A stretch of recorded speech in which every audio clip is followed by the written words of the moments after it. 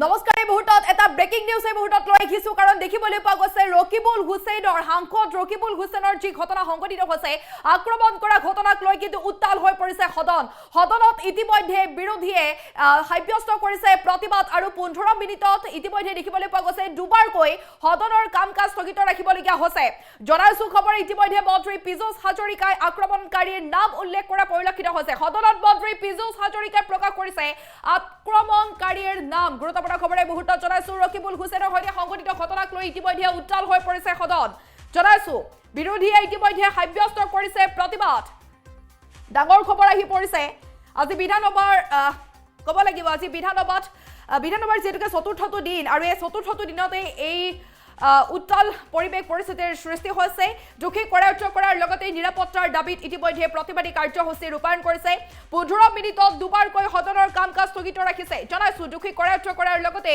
নিৰাপত্তাৰ দাবীত ইতিমধ্যে প্ৰতিবাদী কাৰ্যসূচী ৰূপায়ণ কৰিছে ঘটনা সন্দৰ্ভত আৰক্ষীয়ে ইতিমধ্যে তদন্ত আৰম্ভ কৰিছে বুলি জানিব পৰা গৈছে গুৰুত্বপূৰ্ণ খবৰ এই মুহূৰ্তত জনাইছো সদনত মন্ত্ৰী পীযুষ হাজৰিকাই প্ৰকাশ কৰিছে আক্ৰমণকাৰীৰ নাম ৰকিবুল হুছেইনৰ সৈতে সংঘটিত কৰা ঘটনাক লৈ ইতিমধ্যে উত্তাল হৈ পৰিছে সদন বিৰোধীয়ে ইতিমধ্যে সাব্যস্ত কৰিছে প্ৰতিবাদ দুখী কৰায়ত্ব কৰাৰ লগতে নিৰাপত্তাৰ দাবীত ইতিমধ্যে প্ৰতিবাদী কাৰ্যসূচী ৰূপায়ণ কৰা হৈছে আৰু আজি যেনেকৈ বিধানসভাৰ চতুৰ্থটো দিন আৰু এই চতুৰ্থটো দিনতে 15 মিনিটত পুৱাতেই এতিয়া এনে ধৰণৰ উত্তাল পৰিৱেশৰ সৃষ্টি হৈছে বিধানসভাত আৰু বিধানসভাত কেনে ধৰণৰ পৰিৱেশ পৰিস্থিতিৰ সৃষ্টি হৈছিল এই মুহূৰ্তত আমি আপোনালোকৰ মাজত লৈ আহিছো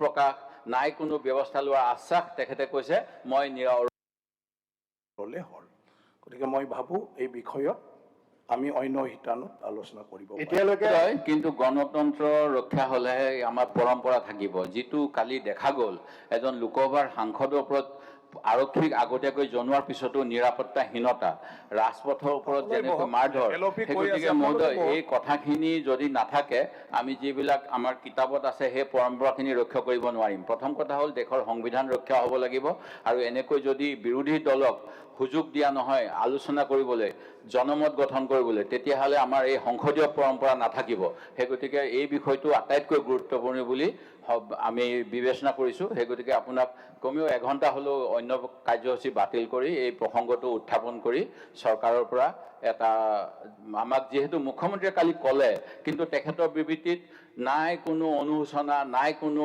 তেখেতৰ শোক প্ৰকাশ নাই কোনো ব্যৱস্থা লোৱাৰ আশ্বাস তেখেতে কৈছে মই ৰকিবুল হুছেইনক এডিশ্যনেল ছিকিউৰিটি দিম অকল এইখিনি কথা কোৱাৰ পিছত তেখেতে কৈছে অসমৰ অখণ্ডতাৰ প্ৰতি ভাবুকি আনি ৰূপহীহাট চামগুৰি এইবিলাক তেওঁলোকৰ অঞ্চল এই কি অসম চৰকাৰৰ অঞ্চল নহয় নেকি অসম চৰকাৰ অসমৰ ভিতৰত নিৰাপত্তাৰ কথা চিন্তা কৰিব নালাগে নেকি এই কথাবিলাক মুখ্যমন্ত্ৰীয়ে যেনেকুৱা মন্তব্য দিলে এই মন্তব্য একেবাৰে গ্ৰহণযোগ্য নহয় সেই গতিকে আপোনাক বিশেষভাৱে দৃষ্টি আকৰ্ষণ কৰিছোঁ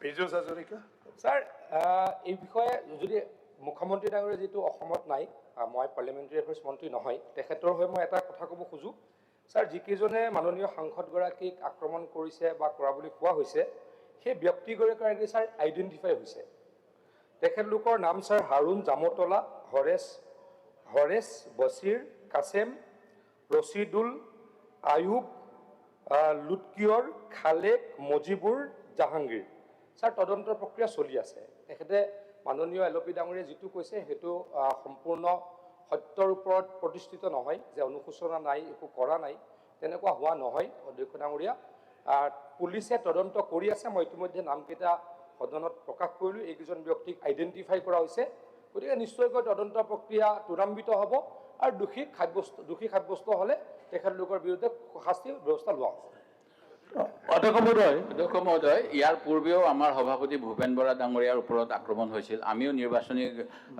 সভাত অংশগ্ৰহণ কৰিবলৈ যাওঁতে আমাকো ভাবুকি প্ৰদান কৰা হৈছিল। মহোদয়, যোৱাকালি মুখ্যমন্ত্ৰীয়ে যিখিনি কথা কৈছে, তেতিয়া তেওঁৰ লগত থকা PSOজনে চাৰিজাই ব্লেংক ফায়াৰ কৰে। আক্ৰমণকাৰীসকলে মুখত ক'লা কাপোৰ পিন্ধিছিল নে বগা কাপোৰ পিন্ধিছিল মই নাজানো। আক্ৰমণকাৰীয়ে ক'লা কাপোৰ পিন্ধিব, কোনেনো CCTVত আহিবলৈ বগা কাপোৰ পিন্ধিব। ৰূপহীয়াত আমাৰ জেগাই নহয়, ৰূপহী চামগুৰি তেখেতৰ জেগা। তেখেতৰ জেগাত কোনোবাই আক্ৰমণ কৰিলে ক'লা কাপোৰ পিন্ধিব। বৰ্তমান সাংসদগৰাকীয়ে গুণামাৰী গাঁৱত মিটিং কৰিছে, SP তাত নিজে উপস্থিত আছে। তেখেতৰ নিৰাপত্তাৰ সম্পূৰ্ণ ব্যৱস্থা SPয়ে নিজে থাকি কৰিছে। মই আপোনালোকক প্ৰতিশ্ৰুতি দিছোঁ যে ৰকিবুল হুছেইনে নগাঁও চামগুৰি ৰূপহীত গ'লে মই তেওঁক আমি সুৰক্ষা বঢ়াই দিম। মই দেখা পাইছোঁ যোৱা এবছৰত কেইবাটাও এনেকুৱা ঘটনা ঘটিছে। চামগুৰি ৰূপহীত গ'লেই কিবা নহয় কিবা এটা খেলি মেলি হয়।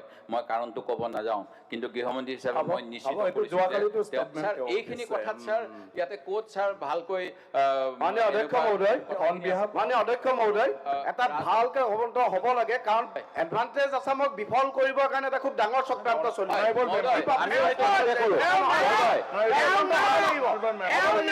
কাৰণ এডভান্টেজ আছামক ৰাতিপুৱা 7 বজাত বিফল কৰিবৰ কাৰণে এটা ডাঙৰ চক্ৰান্ত চলিছে। হ'ব লাগে মন্ত্ৰী ডাঙৰীয়া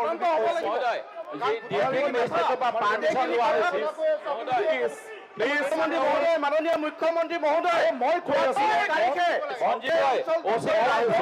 মুখ্যমন্ত্ৰী মহোদয়ৰ লগত আছে। মই কৈ আছো বহক না, চবে বহকচোন, চবে বহকচোন। অনাৰেবল মেম্বাৰ প্লিজ না, আপোনালোকে বহকচোন। আৰে সদনটো চলাব লাগিব। চবে যদি কপাৰেট নকৰে শ্বেয়াৰক, তো মই কেনেকৈ হাউচটো চলাম? তো বিষয়টো অত্যন্ত গুৰুত্বপূৰ্ণ, এইটো ময়ো উপলব্ধি কৰোঁ, কিন্তু মই ৰুল অনুযায়ী কথাটো কৈ আছো। এটাটো হ'ল মুখ্যমন্ত্ৰী ডাঙৰীয়া আজি সদনত নাই, পাৰ্লিয়ামেণ্টাৰী এফেয়াৰ্ছ মিনিষ্টাৰ ডাঙৰীয়াও এতিয়ালৈকে নাই, আৰু অন বিহাফ অফ মানে ট্ৰেজাৰী আমাৰ সন্মানীয় মন্ত্ৰী পীযুষ হাজৰিকা ডাঙৰীয়া এটা কথা মানে তেখেতসকলৰ তৰফৰ পৰা ক'লে। মই সেইকাৰণে কৈছোঁ বিষয়টো আমি অন্য দিনত আলোচনা কৰিম এইটো বিষয়ত, আৰু আপোনালোকে সেইমতে বহি পালে। কিন্তু মহোদয়, যোৱাকালি ৰাতিপুৱা SB কণ্ট্ৰলত জনোৱা হৈছে 7:17 তোৰ প্ৰগ্ৰেম। পুলিচ কণ্ট্ৰল নগাঁৱত জনোৱা হৈছে। মহোদয়, সঞ্জীৱ ৰয় OCক জনোৱা হৈছে ৰূপহীহাটৰ। তাৰপিছত মহোদয়, যিটো চৰকাৰে ক'লে যিকোনো মিটিং হ'লে, আনকি কাৰোবাৰ ঘৰৰ চোতালত, এখন ৰাজহুৱা মিটিং নহয়, চোতালত 2 বজাৰ পৰা 5 বজালৈ মিটিং কৰিম বুলি নগাঁও ডিষ্ট্ৰিক্ট মেজিষ্ট্ৰেটৰ মেজিষ্ট্ৰেচি ব্ৰাঞ্চৰ পৰা পাৰ্মিশ্যন লোৱা হৈছে। তাৰপিছত যদি এজন লোকসভাৰ প্ৰতিনিধিৰ এনেকুৱা নিৰাপত্তা নিশ্চিত নহয়, সাধাৰণ নাগৰিকৰ বাবে কি হ'ব পাৰে, যিটো কথা আমি এতিয়ালৈকে অনা নাই মহোদয়। প্ৰতিদিনে বিভিন্ন ধৰণৰ ঘটনা ঘটি আছে। সেই গতিকে নাগৰিকৰ সুৰক্ষাটোৱে আটাইতকৈ ডাঙৰ কথা মহোদয়। আমি বাজেটত যিখিনি পাছ কৰিম সেইখিনিতো কোনোবা মানুহে ল'ব লাগিব, কিন্তু যদি জনজীৱন শংকিত হৈ থাকে কেনেকৈ সেইখিনি ফল উপভোগ কৰিব? সেই গতিকে মহোদয়, এই বিষয়টো আপুনি অনুগ্ৰহ কৰি আটাইতকৈ গুৰুত্বপূৰ্ণ বুলি বিবেচনা কৰক আৰু আমাক সময় দিয়ক। ছাৰ, কংগ্ৰেছৰ চৰকাৰ আছিল, তেখেতলোকৰ ওপৰত দলবদ্ধ আক্ৰমণ হৈছিল, আৰু গোটেইকেইজন কংগ্ৰেছৰ লগত বহি থকা বিধায়কে আছে ছাৰ। তেখেতলোকে এই কথাটো পাহৰি গৈছে নেকি ছাৰ? প্ৰশান্ত ফুকনৰ ওপৰত এটেক হৈছে আছে ছাৰ। প্ৰশান্ত ফুকনৰ ওপৰত প্ৰশান্ত ফুকন পাব্লিক একাউণ্টছ কমিটি ল'বলৈ গৈছিল, তেখেতৰ ওপৰত এটেক হৈছিল। মই নাম নকওঁ, ইয়াতে আছে। প্ৰশান্ত ফুকন ডাঙৰীয়াৰ ওপৰত এটেক হৈছিল। নহয়, প্ৰশান্ত ফুকন ডাঙৰীয়াৰ ওপৰত এটেক হৈছিল। প্ৰশান্তদাৰ ওপৰত এটেক হৈছিল। আক্ৰমণ কৰি আছে নেকি? প্ৰশান্তদাৰ ওপৰত এটেক হৈছিল। ইয়াতে আছে, ইয়াতে আছে, ইয়াতে আছে। নাই নাই, এই ঘটনাৰ আজি এডভান্টেজ আছাম বিফল কৰিবৰ কাৰণে ডাঙৰ চক্ৰান্ত চলিছে। এই চক্ৰান্তক আমি প্ৰতিহত কৰিব লাগিব।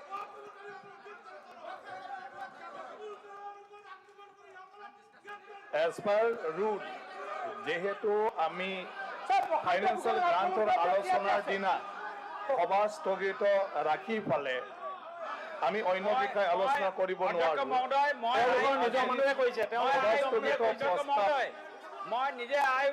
মই পাইছো এই সভা প্ৰশান্তদা কেনেদৰে আক্ৰমণ কৰা হৈছিল, আৰু গোটেই ব্যক্তিজন ইয়াতে বহি আছে। এই সংস্কৃতি প্ৰহাৰ তেওঁলোকে মেলিছে, নগাঁও জিলাত তেওঁলোকে সংস্কৃতি প্ৰহাৰ মেলিছিলে। এই ঘটনা বিনষ্ট কৰিবৰ কাৰণে যদি অন্য শিতানত আলোচনা কৰিব বিচাৰে নটিচ দিলে সেইমতে আলোচনা কৰিবলৈ লোৱা হ'ব গতিকে আজি মই সভাস্থগিত প্ৰস্তাৱ ইয়াতে নাকচ বুলি মই ঘোষণা কৰিছোঁ এতিয়া আমাৰ ৰাজমন্ত্ৰী ডাঙৰীয়াক মই অনুৰোধ কৰিছোঁ আপুনি কি কথা আছে তেনেকুৱা কথা আছে দাবী মঞ্জুৰিটো উত্থাপন কৰক নিজৰ চকী নহ'লে ৰেকৰ্ড নহয় বাকী যি কৰা কৰিছে মাননীয় অধ্যক্ষ প্লিজ আমি আলোচনা কৰিম ৰাজ্যপালৰ অনুমোদন ক্ৰমে সদন চলিবলৈ দিব লাগে খোজো যে দোষী সাব্যস্ত হ'বই মাননীয় মুখ্যমন্ত্ৰীয়ে কৈছে দোষী সাব্যস্ত হ'বই সেইকাৰণে সদন চলিব দিব লাগে কালছোৱাত কেতবোৰ জয় বহন কৰিবলৈ মঞ্জুৰি নং 6 ৰাজহ ভূমি ৰাজহ ক্ষেত্ৰত ভাৰপ্ৰাপ্ত মন্ত্ৰীক অতিৰিক্ত 2 লাখ আপুনি কওকচোন 2000 লাখ টকা মঞ্জুৰ কৰিব লাগে